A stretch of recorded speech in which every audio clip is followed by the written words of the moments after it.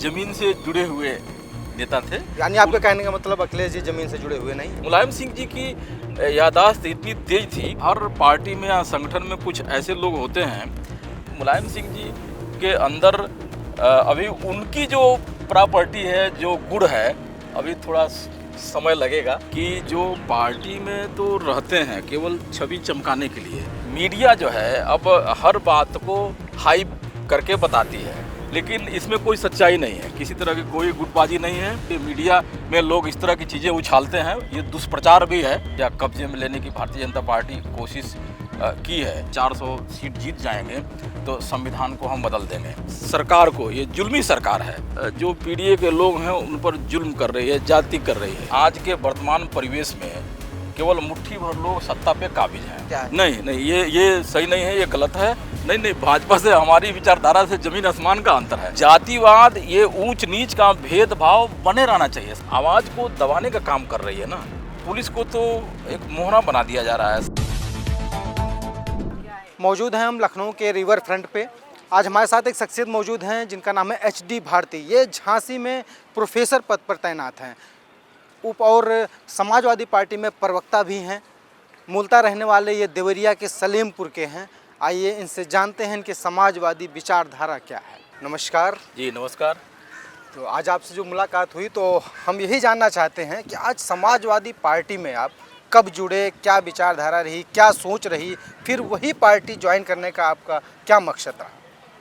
जी धन्यवाद। देखिए, आइए। समाजवादी पार्टी तो उससे बनने से पहले ये कहा जाए कि माननीय मुलायम सिंह जी जब उत्तर प्रदेश के मुख्यमंत्री थे, यानी ये 1990 से पहले की बात है, तो गोरखपुर में हमें याद है, चूँकि गोरखपुर विश्वविद्यालय से हमारी पूरी शिक्षा दीक्षा हुई है, तो उस दौरान वो गए थे, तो तब हम लोग बहुत नज़दीक से देखते थे, क्योंकि बहुत ज़्यादा सिक्योरिटी को ले करके वो पैनिक नहीं रहती थी राजनीतिक दल या प्रशासन जो है, तो आदमी नज़दीक तक चला जाता था। तो माननीय मुलायम सिंह जी को मैं काफ़ी नज़दीक से देखा, बहुत प्रभावित हुआ। और जो छात्र संघ का चुनाव होता था गोरखपुर विश्वविद्यालय में, तो जो बहुजन समाज के ही प्रत्याशी, एक पैनल होता था, उसमें SC OBC के ही पदाधिकारी चुनाव लड़ते थे। तो एक तरह से वो एक सामाजिक न्याय के जो पक्षधर थे वो लोग जुड़े हुए थे। उन लोगों के साथ हम लोग मिल के छात्र जीवन में काम करते थे। तो वहीं से मुलायम सिंह जी के प्रति जो है एक मन में जुड़ाव आया और वह निरंतर चलता रहा। लेकिन उसी के साथ हम अपने पढ़ाई पर भी फोकस किए रहे।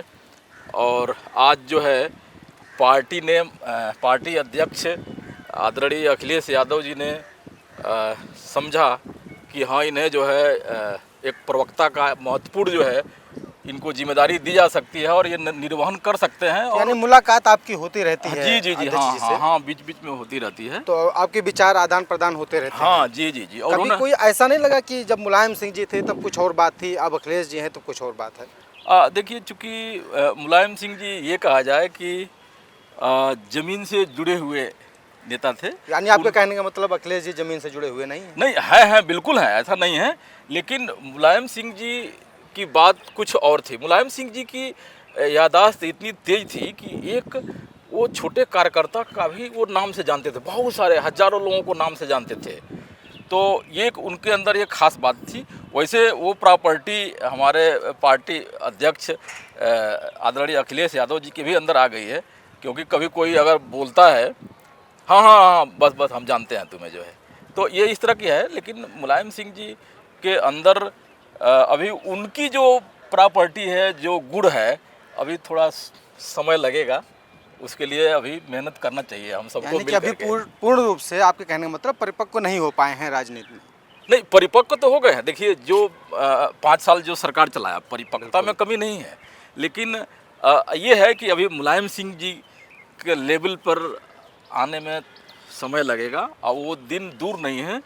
जिस तरह से अनवरत हमारे पार्टी के राष्ट्रीय अध्यक्ष आदरणीय अखिलेश यादव जी मेहनत करते हैं, तो निश्चित रूप से वो माननीय नेताजी के ही पद चिन्हों पर चल के वो लगातार काम कर रहे हैं और उनके सपने को निश्चित रूप से साकार करेंगे आदरणीय अखिलेश यादव पार्टी जी। कार्यकर्ता जो होते हैं उनकी उपेक्षा कभी कभी जब हो जाती है तो क्या खड़े हो जाते हैं उनके समर्थन में? उपेक्षा होती है कभी कभी, जैसे लगता है वो थोड़ा सा बीच में ये कहा जाए कि किसी तरह का गैप होता है या मिस इंटरप्रिटेशन हो जाता है, तो आदमी को लगता है कि पार्टी में कार्यकर्ताओं की उपेक्षा हो रही है। अब आप ये देखिए कि हर पार्टी में या संगठन में कुछ ऐसे लोग होते हैं कि जो पार्टी में तो रहते हैं केवल छवि चमकाने के लिए, लेकिन ज़मीनी स्तर पर वो काम नहीं करते। तो ऐसे लोगों के वजह से कभी कभी ऐसा होता है कि किसी पर्टिकुलर नेता का या कार्यकर्ताओं की कहीं उपेक्षा हो रही है, और जानकारी होने पर पार्टी स्तर पर माननीय राष्ट्रीय अध्यक्ष जी के स्तर पर ये सब चीज़ें दूर होती हैं और वो सूचना देकर बुलवाते भी हैं, फिर मिलते हैं ऐसे कार्यकर्ताओं से और उनकी शिकायतें दूर की जाती हैं। सही चीज़ें हैं, लेकिन हम जहाँ तक मुझे लगता है जब विपक्ष में रहती है समाजवादी पार्टी, विपक्ष में जब रहती है तो इसके आवाज़ बहुत तेज़ होते हैं, इनके मुद्दे कई सारे होते हैं, लेकिन जब जैसे ही सत्ता में आते हैं इनके मुद्दे ठप पड़ जाते हैं। क्या ऐसा है? सही है? नहीं, ऐसा तो नहीं है। मुद्दे देखिए, हम लोग तो समाजवादी पार्टी तो हमेशा गरीबों, मजलूमों, चाहे छात्र है, किसान है, गरीब है, चाहे अल्पसंख्यक समाज है, सबके लिए हमेशा पार्टी आवाज़ बुलंद करती रही है और सरकार में भी प्राथमिकता दी जाती रही है। सरकार में जो लोग उपेक्षित हैं, कोशिश हमेशा पार्टी की यही रही है कि उनको भी मुख्य धारा में शामिल किया जाए और जो एक उनके कुछ जो जेन्युइन जो अधिकार हैं उन्हें मिले, कि उन्हें लगे कि हाँ हमारी सरकार में जो है हमारी भी सुनी जा रही है। अगर उपेक्षा का आरोप लगता है तो जानकारी होने पर पार्टी सरकार के रहते हुए बहुत सारे लोगों के लिए काम किया पार्टी ने, लेकिन कहीं ना कहीं अगर गलतियां होती हैं तो वो स्वाभाविक है, मनुष्य से ही त्रुटि होती है, लेकिन उसको भी दूर कर दिया जाता है जो है। और इसमें तो अन्य पार्टियां ये भी कहती हैं कि कोई दूसरी पार्टियां इनकी दुश्मन नहीं है, इनके खुद के ही लोग अंदर की गुटबाजी ही इनकी दुश्मनी का कारण बनी है। देखिए, ऐसा गुटबाजी है, कुछ ऐसा है? नहीं, ऐसा तो नहीं है, गुटबाजी तो नहीं है। गुटबाजी कहना ये उचित नहीं होगा, हम आपके इस बात से सहमत नहीं हैं। अब लेकिन आरोप लगते रहते हैं, हमेशा अन्य पार्टियां आरोप लगाती हैं कि गुटबाजी अंदर चल रही है। अब वो नहीं, गुटबाजी देखिए, अब वो मीडिया जो है अब हर बात को हाइप करके बताती है, मिर्च मसाला करके अपने टीआरपी बढ़ाने के लिए मीडिया कहती है, लेकिन इसमें कोई सच्चाई नहीं है, किसी तरह की कोई गुटबाजी नहीं है। अगर कोई किसी तरह का मतभेद या कन्फ्लिक्ट कार्यकर्ता स्तर पे, पदाधिकारी स्तर पे होता है तो देखिए, हमारे पार्टी के राष्ट्रीय अध्यक्ष जी इतने लिबरल आदमी हैं कि कोई आदमी सामने बोलने लगता है, किसी की शिकायत बताने लगता है कि वो ऐसा कर रहे हैं चाहे ऐसा कर रहे हैं, तो आदमी कहता है, जबकि आपको हर पार्टियों में इस तरह का नहीं मिलेगा कि लोग साफ साफ बोल दें जो है, और वो सुनते भी हैं। तो ऐसा कुछ नहीं है गुटबाजी पार्टी में, ये कहना तो मैं नहीं इसे सहमत हूँ। ये मीडिया में लोग इस तरह की चीज़ें उछालते हैं, ये दुष्प्रचार भी है, हम इसको नहीं मानते हैं। नहीं, सही है, लेकिन पीडीए का नारा दे करके लोकसभा में आपने देखा काफ़ी सीटें, काफ़ी बहुमत में आए, मतलब माफ करना बहुमत की बात नहीं, लेकिन काफ़ी सीटें उन्होंने निकाली। जी जी जी निकाली। तो ये पीडीए का क्या उद्देश्य था, इसकी विचारधारा क्या थी, इससे क्या हासिल करना चाह रहे थे? क्या उसी रास्ते पे जो पीडीए का नारा लेकर आए थे उसी रास्ते पे चल रहे हैं, उससे भटक गए हैं? नहीं, पीडीए का नारा देखिए, 2024 के लोकसभा चुनाव से पहले पार्टी ने जिन मुद्दों को हाईलाइट किया, जिन मुद्दों को उठाया, उसमें सबसे पहला यही था कि संविधान पर खतरा है। और जिस तरह से भारतीय जनता पार्टी देश के सारे जो भी कॉन्स्टिट्यूशनल बॉडीज हैं, इवन न्यायपालिका भी उससे जो है अब अलग नहीं हम कह सकते हैं, सब पर जो है एक तरह से पोजीशन या कब्जे में लेने की भारतीय जनता पार्टी कोशिश की है। तो और खुल करके भारतीय जनता पार्टी के नेताओं ने भी कहा कि हम अब की बार 400 पार, अगर हम 400 सीट जीत जाएंगे तो संविधान को हम बदल देंगे। तो जो इंडिया गठबंधन था, बड़ी मजबूती के साथ जो है इस मुद्दे को हम लोग या नेतागण, जो भी कार्यकर्तागण थे, आम जनमानस के बीच में ले गए और हम लोग ये बताने में सफल रहे कि हाँ, भारतीय संविधान पर खतरा है, क्योंकि खुद ये लोग बार बार मंचों से इनके तमाम बड़े बड़े नेता, और सबसे बड़ी चीज़ कि कोई भी जिम्मेदार नेता कभी ये नहीं कहा कि ये जो संविधान बदलने की बात कर रहा है ये गलत है, उसका कभी उसकी भर्त्सना नहीं किया, उस स्टेटमेंट को कंडेम नहीं किया। तो हमारा इंडिया जो गठबंधन था मजबूती से लड़ा।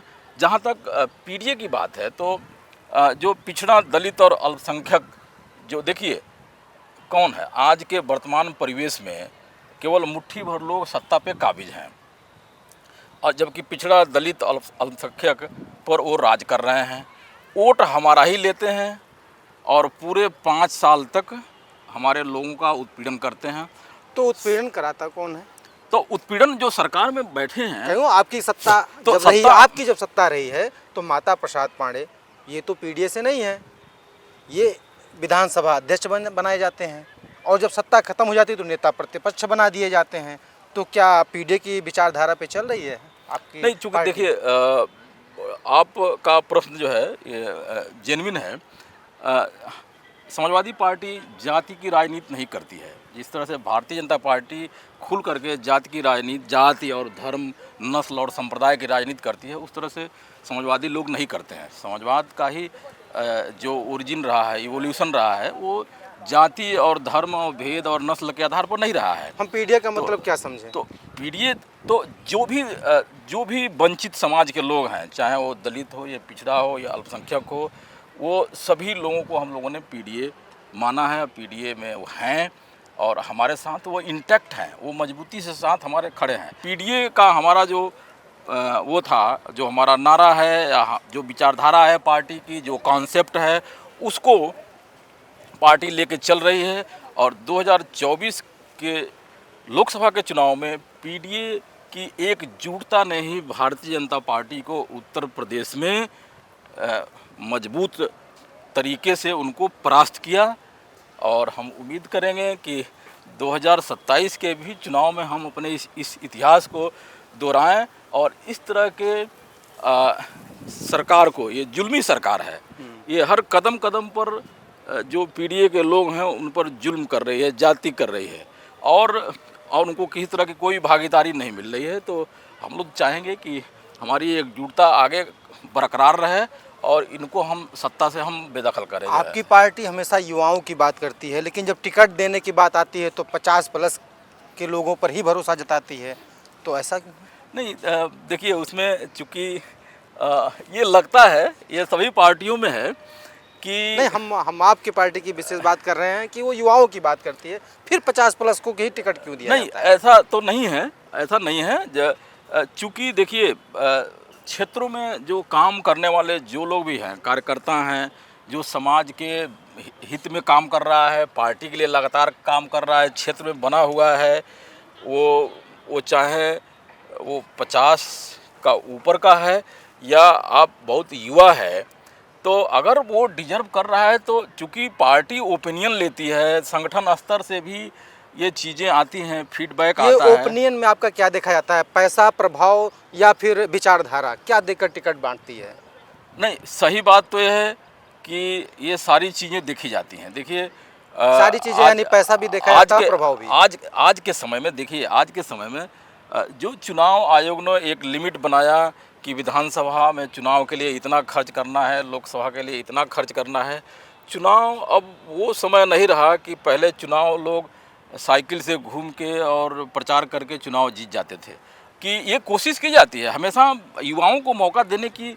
संगठन में युवाओं की भरमार है और पार्टी चाहती है कि हम युवा अगर आ रहे हैं, युवा डिजर्व कर रहे हैं, तो पार्टी उन्हें टिकट देती है, लड़ाती है। 2022 के विधानसभा चुनाव में बहुत सारे युवाओं को मौका मिला जो है, तो ऐसा नहीं है।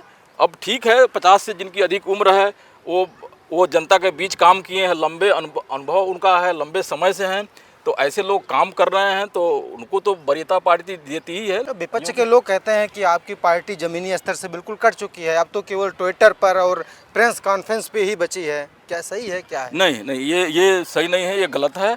हम लोग ज़मीनी स्तर पर काम कर रहे हैं। चूँकि मैं भी देखता हूँ, मैं भी गांव में जाता हूँ, क्षेत्र में देखता हूँ, अपने जनपद में चाहे और भी जहां हम लोग देखते हैं कि हमारे कार्यकर्ता गांव-गांव घूमते हैं, लोगों के बीच रहते हैं, चौपाल के माध्यम से, चाहे जिस भी तरह से। अब तो इस समय तो एसआईआर के नाम पर सरकार जो है, चुनाव आयोग और भारतीय जनता पार्टी मिल करके गरीबों, मजलूमों, दलितों, पिछड़ों, अल्पसंख्यकों का नाम काटने में लगी है एसआईआर के नाम पे। तो हमारा जो पीडीए है ये मजबूत है और हर स्तर पे हम लोग एकदम बूथ लेवल पर पार्टी के कार्यकर्ता या जो भी बूथ बीएलए हैं या जो एसआईआर के प्रभारी हैं या और भी वरिष्ठ नेता हैं, मजबूती से काम कर रहे हैं।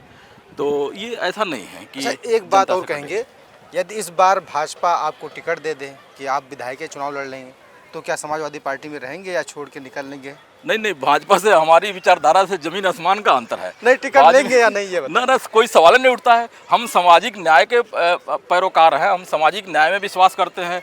भारतीय जनता पार्टी तो सामाजिक समरसता की बात करती है। समरसता का मतलब ये हुआ कि जातिवाद, ये ऊंच नीच का भेदभाव बने रहना चाहिए। समरसता का अर्थ ये हुआ, वो समरसता की बात करती है। और समाजवादी पार्टी सामाजिक न्याय की बात करती है। तो हम लोग तो सामाजिक न्याय के पक्षधर हैं, सामाजिक आंदोलन से जुड़े हुए हैं। तो इस तरह से जातिवादी और धर्म और नस्ल और जाति के आधार पर घृणा और द्वेष पैदा करने वाले भारतीय जनता पार्टी से कोई दूर दूर का कोई रिश्ता नहीं है, जो है, न रहेगा जो है। बस 2027 में आपका अगला चुनाव आ गया है जी। तो क्या कोई रूपरेखा आपने बना रखी है, तैयारी कर रखी है? अब देखिए, पार्टी के लिए तो लगातार काम किया जा रहा है, क्षेत्रों में भी किया जा रहा है। तो अब तो पार्टी क्या डिसीजन लेगी, पार्टी जो उत्तरदायित्व तो देगी उसको किया जा रहा है। पार्टी ने प्रवक्ता बनाया, पार्टी अध्यक्ष ने कहा कि आप मेहनत से काम करो, जो आपको उत्तरदायित्व दिया गया जा रहा है। तो मैंने कहा कि मैं करूंगा, तो हमें ये उत्तरदायित्व मिला। अब आगे पार्टी को जो भी उत्तरदायित्व देना होगा 2027 के चुनाव के परिप्रेक्ष्य में, तो उसको बखूबी निभाया जाएगा। पार्टी के आदेशों को सिरोधार्य किया जाएगा। पार्टी के आदेश हमेशा माना जाएगा, सर्वोपरि है। पार्टी गाइडलाइन से कोई बाहर नहीं जा सकता है। अच्छा, एक सवाल और, ये सोशल मीडिया आज की ताकत है या मुसीबत? सोशल मीडिया खास करके जो दबे कुचले लोग हैं, जो वंचित समाज के लोग हैं, दलित पिछड़े हैं, तो इनके लिए तो एक ये बड़ा प्लेटफार्म है कि हमारी बातों को कम से कम सोशल मीडिया से आगे तक पहुंचाया जा पा रहा है। क्योंकि मेन स्ट्रीम मीडिया तो हम लोग की खबरों को ब्लैक आउट कर देती है, अपने से दिखाती नहीं है, या दिखाएगी भी तो तोड़ मरोड़ के दिखाएगी, थोड़ी सी चीज़ को दिखाएगी। तो इसलिए सोशल मीडिया कम से कम बहुजन समाज के लिए, गरीब पिछड़ों दलितों के लिए तो अच्छा प्लेटफार्म है कि हम अपनी बात कह पाते हैं और वह उच्च स्तर तक जाता भी है। और अगर कोई किसी के साथ अन्याय अत्याचार हो रहा है तो ऊपर तक वो बात पहुंचती है और उसमें उसको रिलीफ मिलती है या कार्रवाई होती है। एक बात हम और आपसे कहेंगे या जानना चाहेंगे कि एक प्रवक्ता आप हैं, एक प्रवक्ता है मनोज यादव, अभी उनको हाल ही में बाराबंकी से एसटीएफ ने उठा लिया, इस पर आपके क्या विचार हैं? हाँ, 2 दिनों से जो है मनोज यादव जी, जैसा कि उनके परिजनों ने जो है गोमती नगर थाने में एक गुमशुदगी का रिपोर्ट दर्ज कराया था कि वो 2 दिनों से वो पता नहीं चल रहा उनका कहाँ है। बाद में पार्टी भी सक्रिय हुई, पार्टी की तरफ से भी खोजबीन शुरू हुई और पार्टी ने पुलिस प्रशासन से अनुरोध किया गया था कि भाई आप, तो उसके बाद ये पता लगा है कि मनोज यादव जी को एसटीएफ से कहीं ने एक कोई पुराना मामला 2004 का मामला दिखाया गया है, कोई कि छेड़खानी का मामला दिखा करके। और देखिए, ये तो सरकार आवाज़ को दबाने का काम कर रही है ना, कि आप अगर बोलोगे तो आपके खिलाफ केस बनाने के लिए तो तैयार बैठी है। सब कुछ जो है पुलिस को तो एक मोहरा बना दिया जा रहा है। सरकार में जो शीर्ष स्तर पर बैठे हैं वो तो पुलिस का इस तरह से इस्तेमाल कर रहे हैं जैसे लग रहा है कि कोई प्राइवेट लिमिटेड हो गया है। मनोज जी को एक पुराना मामला दिखाया गया 2024 को छेड़खानी का, और उस मामले में अब देखिए कि अब जैसे लग रहा है कि किसी आप बड़े अपराधी को या आतंकवादी को आपने पकड़ा है। अभी तो हमको ये भी पता लगा है कि उसको पुलिस ने रिमांड पर लिया है। तो ये कहीं ना कहीं ये दर्शाता है कि आप जो है समाजवादियों को, समाजवादी पार्टी के लोगों का आप आवाज़ दबाना चाहते हो। हम सही चीज़ें उजागर कर रहे हैं, हम सच्चाई की बात कर रहे हैं, आपके 9 साल के काम काज और नाकामियों का, महंगाई पर, बेरोजगारी पर, स्वास्थ्य शिक्षा की हम बात कर रहे हैं जो आपको ख़राब लग रहा है। तो इन बातों के वजह से पार्टी नेताओं का या कार्यकर्ताओं का उत्पीड़न हो रहा है और पुलिस की कार्रवाई की जा रही है। ऐसे अनेकों मामले आप देखेंगे कि प्रदेश में आ चुका है कि झूठे मामलों में इवन हमारे एक पूर्व विधायक जी हैं एक झांसी में, उनको जो है 32,000 रुपये लूट का मामला दिखा करके अब पुलिस ने कार्रवाई किया और जेल भेज दिया। तो ये कहीं न कहीं ये दर्शाता है कि हमारी जो समाजवादी पार्टी की जो पीडीए एकता है उससे भारतीय जनता पार्टी घबराई हुई है और ये अपनी 2024 की हार को उसके सदमे से उबर नहीं पा रहे हैं और इनको डर सता रहा है कि अब हमारे विदाई का टाइम आ गया है, क्योंकि आपने 9 साल में तो कुछ किया नहीं, केवल आंकड़ेबाजी की और आंकड़ेबाजी ही लोगों को आप अखबार के माध्यम से या टीवी के माध्यम से वही आप दिखाते रहे हैं। वही चीज़ समाजवादी लोग उजागर कर रहे हैं, पार्टी के नेता या कार्यकर्ता, तो उनको उनके ऊपर पुलिस केस बनाई जा रही है जो अत्यंत ही ये निंदनीय है। हम इसकी घोर भर्त्सना करते हैं। बिल्कुल बिल्कुल। समाजवादी की जब सरकार थी, जब सत्ता थी, तो अखिलेश यादव का एक ड्रीम प्रोजेक्ट जहां हम लोग इस समय खड़े हैं, ये आप देख रहे हैं रिवर फ्रंट, हाँ। ये वही रिवर फ्रंट है, उनका ड्रीम प्रोजेक्ट था लेकिन ये कंप्लीट नहीं हो पाया था, सत्ता उनकी चली गई थी। उनका विजन बहुत ज़्यादा था, यहाँ पर बेरोजगारों को कई सारे रोजगार मिलते, इनको और भी खूबसूरत बनाया जा सकता था, बंद हो गया है। इसमें स्टीमर वगैरह चलाने का उस समय भी प्लान रहा, तो वो तो चल नहीं पाया अभी तक।